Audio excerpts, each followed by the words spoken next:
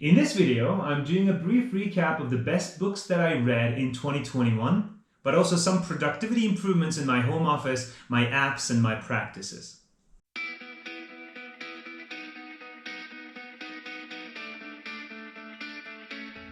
Hi, my name is Yaz, and you're watching The Leadership Journey, where I discuss opinions and books on leadership, management, and software product development. It would help my efforts greatly if you could just hit the like and subscribe buttons.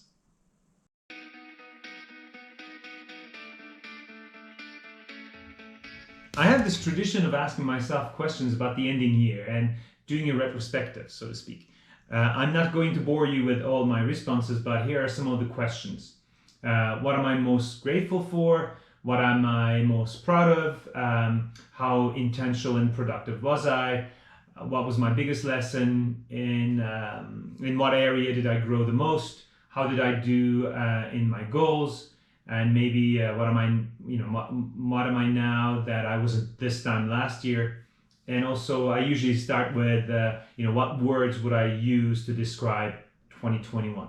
So maybe on that last one, I can say that one of the words is hypergrowth. So at PEX, where I had the product engineering, we more than doubled in number of employees in a year. Most people would describe my challenges as good problems to have, but they are important challenges and things to pay attention to nonetheless.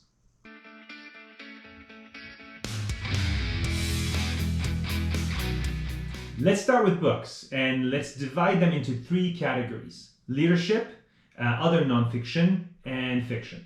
One of my aims this year was to read books better, taking my time to not only take notes, but also question myself in the process. Do you know the saying, it's not about how many books you go through, but how many books go through you? I'm trying to increase the ratio of information that I manage to turn into knowledge and wisdom. Despite that focus that slowed me down in reading speed, Goodreads is telling me that I read 48 books in 2021. I'm pretty happy with that. And let's stay true to the nature of this channel and start with leadership books.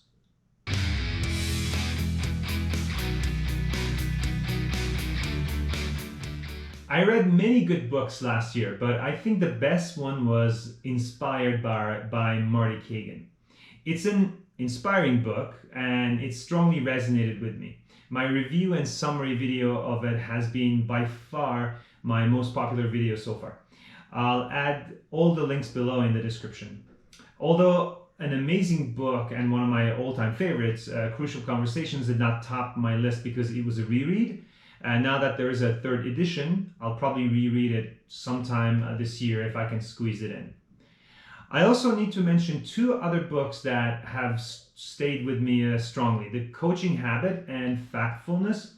Again, I'll put the link down below in case you want to explore them. I reviewed Factfulness just a few weeks ago. In other nonfiction, the best book was Alfred Lansing's Endurance. It is an incredible survival story that happened during the early years of the 20th century. It's mind-blowing what these men had to go through to survive one of the most inhospitable places on the planet. Highly, highly recommended. In fiction, my top two were Brian Staveley's The Empire's Ruin and Christopher Buhlman's The Black-Tongued Thief. Wonderful reads both.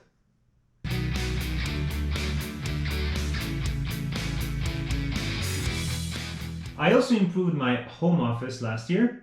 I bought a microphone for better sound quality during my meetings. It also served me well for these videos. It's a Yeti Blue, and it's been working great professionally and also for this hobby of mine.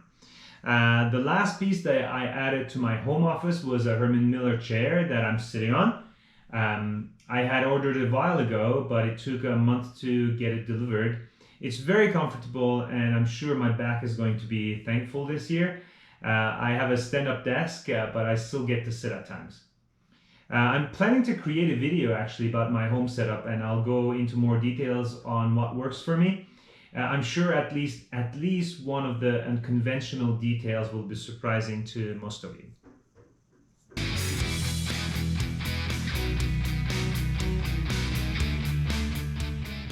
In 2021, I started a new morning routine.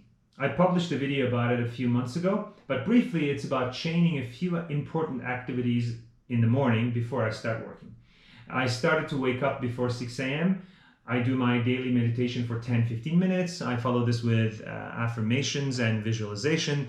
Then I read for 15 to 20 minutes. I always read something that makes me think, something thought-provoking. I end my routine with 10 minutes of exercise or yoga and 10 minutes of journaling.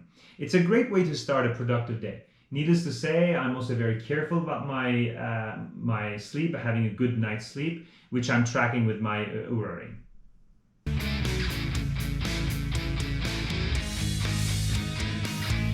Last year, I did most of my reading on my phone and on my Kindle Paperwhite. For most of my leadership and technical reading, I use O'Reilly's online learning library.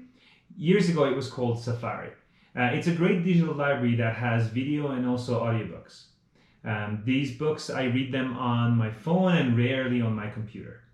I also love my local library. Using the mobile app called Libby, I can borrow ebooks and read them on my Kindle device.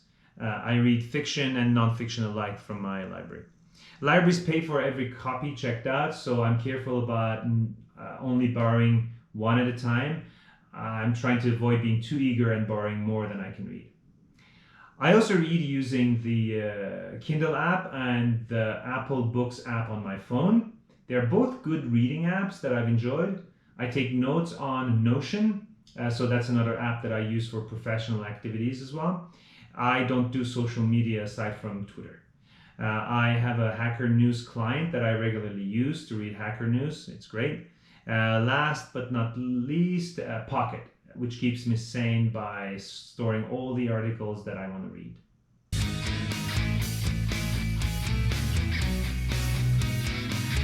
This year I'm changing the way that I take notes. I love pen and paper, even though I can comfortably type faster than I can write. Writing is a creative activity that I enjoy. I also believe that I retain that information better. So this year I'm switching to iPad and Apple Pencil for note-taking. I'm also going to try to improve my knowledge retention, so this may mean reading slower in order to improve my learning. It's hard for me to say that I'm going to focus on a particular topic for the entire year, but I'm planning to improve my take on diversity, equity, and inclusion. As of this filming, I've already finished reading a good book on the subject, which should be the topic of my next video. I'm starting to mentor for Mentor Color.